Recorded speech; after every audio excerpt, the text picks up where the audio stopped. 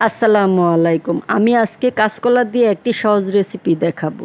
সব বাচ্চারা কিন্তু কাঁচকলা খেতে চায় না। আমি কিভাবে আমার বাচ্চাদেরকে কাঁচকলা দিয়ে নাস্তা তৈরি করে খাওয়াই, সেই নাস্তাটা আমি আপনাদের সাথে শেয়ার করছি। আমি চুলায় একটি প্যান বসিয়ে দিলাম, তাতে কিছু পরিমাণে তেল দিয়ে দিলাম। তেলটা দিয়ে আমি আগে থেকে কিছুটা মুরগির মাংস ছোট ছোট কিউব করে কেটে রেখেছি, সেই মাংসগুলোকে দিয়ে দিব।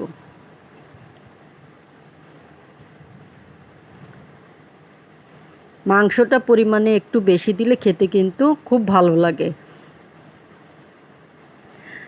আমি এর মধ্যে দিয়ে দিব একে একে মশলাগুলি। আমি দিয়ে দিলাম হাফ চা চামচ হলুদের গুঁড়া, হাফ চা চামচ মরিচের গুঁড়া, হাফ চা চামচ ধনিয়ার গুঁড়া,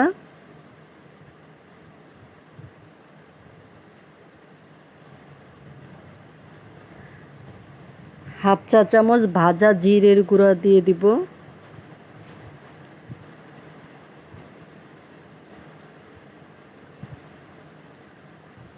হাফ চা চামচ গরম মশলার গুঁড়া, আর দিয়ে দিব টেস্টের জন্য হাফ চা চামচ টেস্টিং সল্ট। আপনারা চাইলে স্কিপও করতে পারেন। আর দিয়ে দিব হাফ চা চামচ লবণ।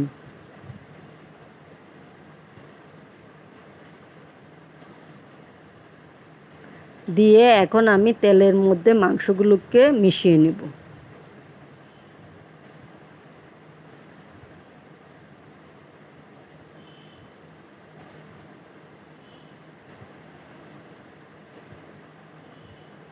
মিশানো হয়ে গেলে দিয়ে দিব এখানে হাফ চা চামচের মতো করে আদা রসুন বাটা দিলাম, হাফ চা চামচ আদা বাটা, হাফ চা চামচ রসুন বাটা দিয়ে আবারও মাংসগুলোকে তেলের মধ্যে ভালো করে ভেজে নেব।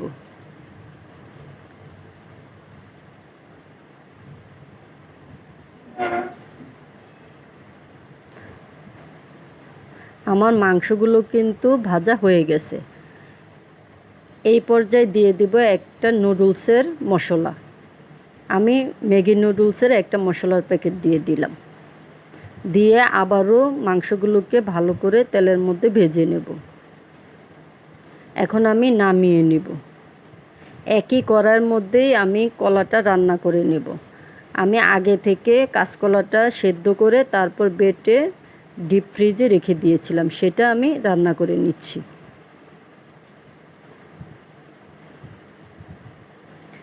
এর মধ্যে দিয়ে দিব হাফ চা চামচ হলুদের গুঁড়া, হাফ চা চামচ মরিচের গুঁড়া,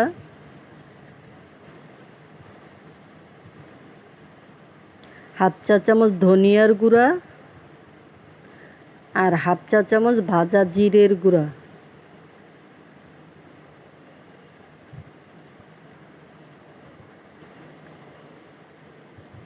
হাফ চা চামচ গরম মশলার গুঁড়া,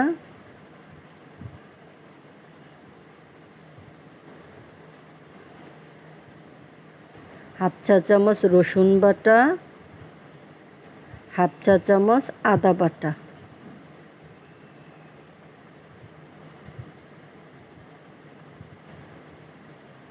এখন আমি নাড়িয়ে নিচ্ছি। এর মধ্যে দিয়ে দিব হাফ চা চামচের মতো লবণ।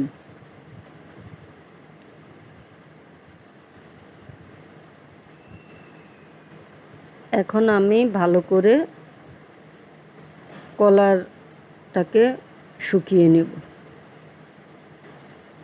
ভালো করে পানি শুকিয়ে নিতে হবে। আমি ভালো করে মিশিয়ে শুকিয়ে নিচ্ছি।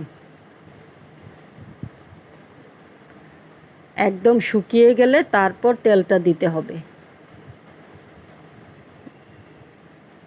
দেখুন আমার কড়াইতে কিন্তু একটুও পানি নেই, সবগুলো কলা শুকিয়ে গেছে। এখন আমি এর মধ্যে দিয়ে দিব কিছুটা তেল। আমি মাঝখানে ফাঁকা করে একটু তেল দিয়ে দিচ্ছি। দিয়ে আবারও কলাগুলিকে ভালো করে মিশিয়ে নেব তেলের সাথে।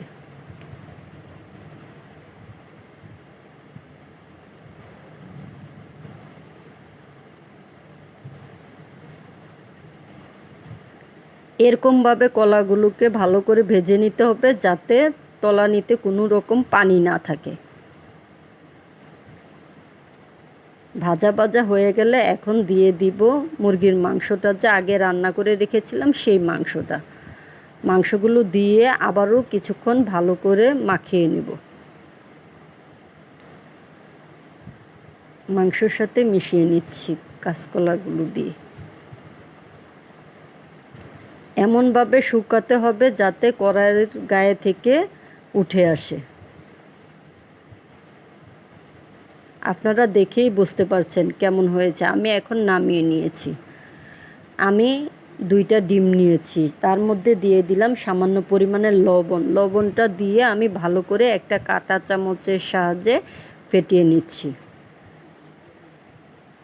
এখন আমি চপের আকারে শেপ দিয়ে নিব। আপনারা চাইলে যে কোনো আকারেই দিতে পারেন, গোল শেপও দিতে পারেন আপনারা। আমি ভালো করে চেপে চেপে তারপরে শেপটা দিয়ে নেব। প্রথমে ভালো করে চেপে নিচ্ছি।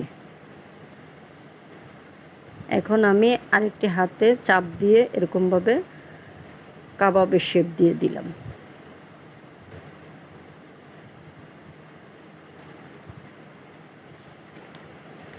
আমার এই রেসিপি যদি ভালো লাগে তাহলে লাইক, কমেন্ট, শেয়ার এবং সাবস্ক্রাইব করে দিবেন। আর যদি ফেসবুক পেজ থেকে দেখেন তাহলে ফলো দিয়ে দিবেন।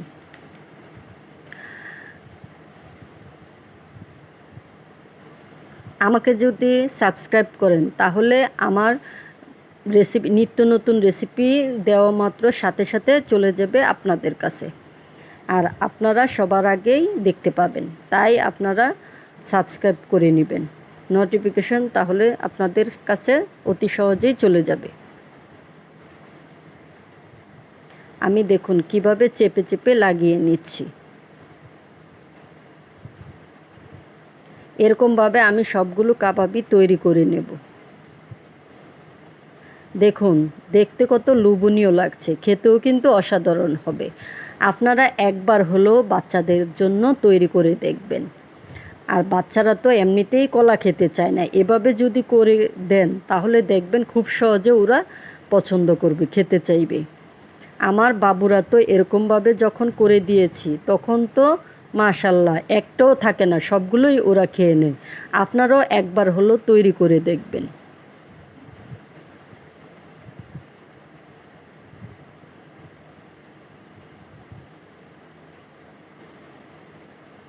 আমি সবগুলো চপই কিন্তু ছেড়ে দিচ্ছি, আর তেলটাকে কিন্তু ভালো করে গরম করে নিয়েছি। গরম করে তারপরে চুলার আঁচটা কমিয়ে নিয়েছি, কারণ বাড়িয়ে রেখে ভাজা যাবে না, তাহলে পুড়ে যাওয়ার সম্ভাবনা থাকে বেশি। তাই চুলার আঁচটা কমিয়ে তারপর ভেজে নিতে হবে যাতে পুড়ে না যায়। এখন আমি উল্টিয়ে দিচ্ছি। আমি লাল লাল করে ভেজে নিচ্ছি। এর চাইতে আমি বেশি লাল করব না, এরকমভাবে লাল করেই ভেজে নেব। এর চাইতে লাল করলে খেতে ভালো লাগবে না।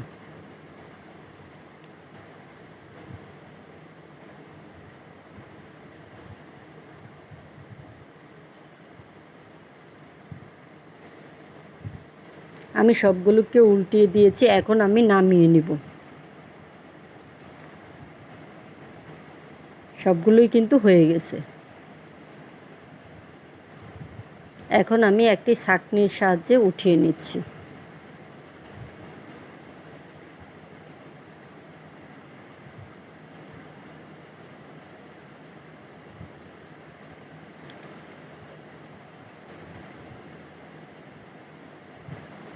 আমি একে একে সবগুলোকে উঠিয়ে নিচ্ছি।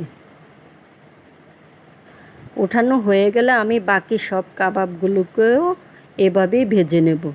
আপনারা চাইলে এরকমভাবে তৈরি করে ফ্রিজে ফ্রোজেন করেও রাখতে পারেন, যখন ইচ্ছে বাচ্চাদেরকে ভেজে দিতে পারেন।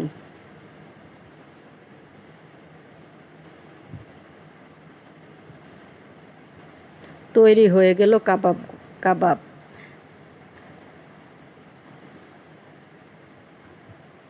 কাঁচকলার কাবাব।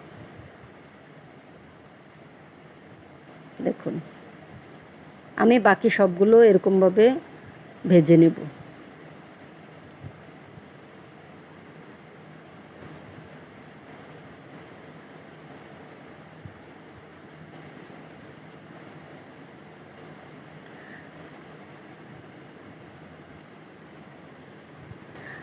আমার এই রেসিপি যদি আপনাদের ভালো লাগে তাহলে একবার হলো বাসায় তৈরি করে দেখবেন। তৈরি করে কেমন হয়েছে আমাকে জানাবেন। আপনারা সবাই ভালো থাকবেন, সুস্থ থাকবেন, আমার জন্য দোয়া করবেন। আল্লাহ হাফেজ।